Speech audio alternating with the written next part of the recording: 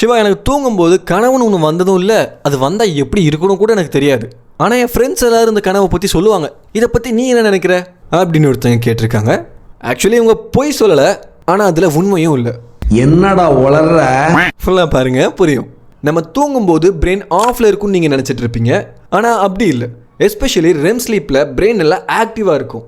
அந்த நேரத்தில் நம்ம மூளை நம்மளோட மெமரிஸ், நமக்கு தெரிஞ்ச விஷயங்கள் எல்லாத்தையும் மிக்ஸ் பண்ணி நமக்கு கனவுகளாக காமிக்கும்.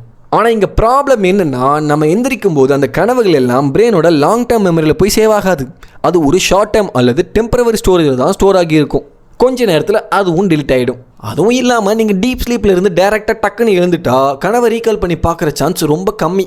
ஸோ உங்களுக்கு கனவு வரலன்னு நீங்கள் நினச்சிக்கிட்டு இருந்த நேரத்தில் ஆக்சுவலாக நடந்தது என்னென்னா, உங்களுக்கு வந்த கனவுகள் எதுவும் ஆக்சுவலாக உங்களுக்கு கனவு வந்துச்சேங்கிறதும் உங்கள் ஞாபகத்தில் இருக்கிறது இல்லை. அதுக்காக கனவு வராதவங்களே இல்லைன்னு கிடையாது. ரொம்ப அரிதான கேசஸ் லைக் மூளையில் ஏற்படுற சில காயங்கள், சில ஸ்பெசிஃபிக்கான சில ஸ்பெசிஃபிக்கான நியூரலாஜிக்கல் கண்டிஷன்ஸ் அல்லது சில மருந்து மாத்திரைகள் எடுத்துகிட்டு இருக்கும்போது கனவுகள் வர தன்மையை பாதிக்கிறதுக்கான வாய்ப்புகள் இருக்குது. ஆனால் அதுவும் ரேர் தான்.